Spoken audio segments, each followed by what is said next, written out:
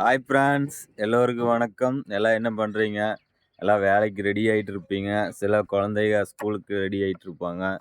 இப்போ நான் பாருங்க என்ன வேலைக்கு வந்திருக்கேன் பாருங்க. கீரை வியாபாரம். இந்த மைக்கு பாருங்க. காலையில் நேரமாக வந்துட்டுங்க. பார்த்தீங்கன்னா ஒவ்வொருத்தர் கீரை வந்து ரெகுலராக வாங்குறேன்னா வாங்கிட்டே இருக்கிறாங்க. ஆனால் திடீர்னு வாங்காத விட்டுட்டாங்கன்னா வாங்குறதே இல்லை. என்னன்னு எனக்கே புரிய மாட்டேங்குது. நான் நான் விட்டுட்டு மறந்துட்டு வந்தாங்க கூட கூப்பிட்டு கீரை வாங்குவாங்க, ஃபோன் பண்ணுவாங்க.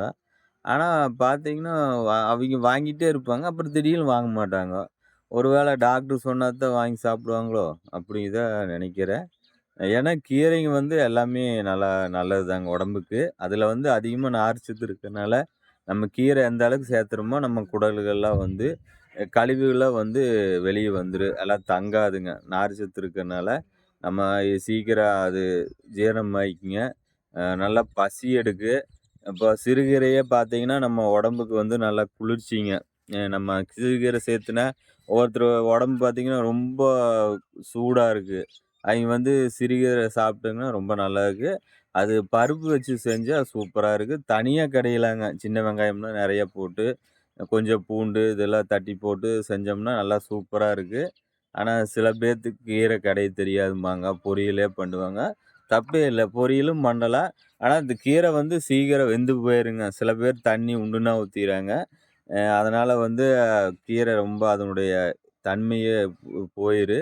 அதனால லைட்டா தண்ணி தெளிச்சு விட்டாலும் சரி, கழுவி போட்ட தண்ணியிலேயே மெதுவா சிம்ல வச்சு நல்லா வறுத்து, அதுக்கப்புறம் தேங்காய் பூ போட்டீங்கன்னா செம்ம. ஆனா சின்ன வெங்காயம் கொஞ்சம் உண்டுனா போட்டீங்கன்னா நல்லா இருக்குங்க. சரி அப்படியே நம்ம கீரை வித்துட்டே அப்படியே போலாங்க. வாங்க என்னோட நீங்களும் பயணிங்க. நேத்து செங்கீரை தாங்க நின்னுச்சு. இன்னைக்கு அதே கீரை தான் விக்காது அப்படியே இருக்குது. இங்க பாருங்க. செங்கீரை கொஞ்சம் தான் இருக்குது. ஆனா ஒரு 5 பேர் வாங்குனாங்க முடிஞ்சுச்சு. ஆனா அது வாங்குறதுக்கு இவ்வளோ நேரம் பண்றேன். சத்து வேலைன்னா சாப்பாடு வந்து சாப்பிட்டோம்னா அதில 1/2 மணி நேரம் போயிரு. டைமிங் அதில போயிரு. அதனால தான் அதிகமா நான் சாப்பிடுறதில்ல. பழைய சோறு கரைச்சு குடிச்சலான்ட்டு நெனச்சிட்டு இருந்தேன். அப்புறம் சாப்பாடு இல்ல. நாளையிலேருந்து பழைய சாப்பாடு கரைச்சு குடிச்சுக்கலான்ட்டு இருக்கிறேங்க. ஃப்ரெண்ட்ஸ் இவ்வளோ நேரம் ஆயிப்போச்சு. இப்பதான் வீட்டுக்கு வந்தேன். நேத்தாவது கடையில சாப்பிட்டேங்க 2 சாதா. இன்னைக்கு பார்த்தீங்கன்னா, வீட்ல தான் வந்து சாப்பிடுறேன். என்ன சாப்பாடுன்னு பார்த்தீங்கன்னா, வெண்டைக்காய் பொரியலுங்க. அப்புறம் வந்து ரசம், தயிரு, அப்புறம் சட்னி அரைச்சிருக்காங்க. என்ன சட்னின்னு தெரியல. அரைச்சிருக்கிறாங்க. வாங்க ஃப்ரெண்ட்ஸ் சாப்பிடலாம். மணி 11 மணி ஆச்சு. சாப்பிட்டுருக்கோணும். சரி இன்னைக்கு கொஞ்சம் பசி இல்லாதனால நான் வீட்டுக்கு வந்துட்டேன். சரி ஃப்ரெண்ட்ஸ் இது ஒரு சின்ன வீடியோ. நெக்ஸ்ட் அடுத்த வீடியோ நம்ம பார்க்கலாம். பாய்.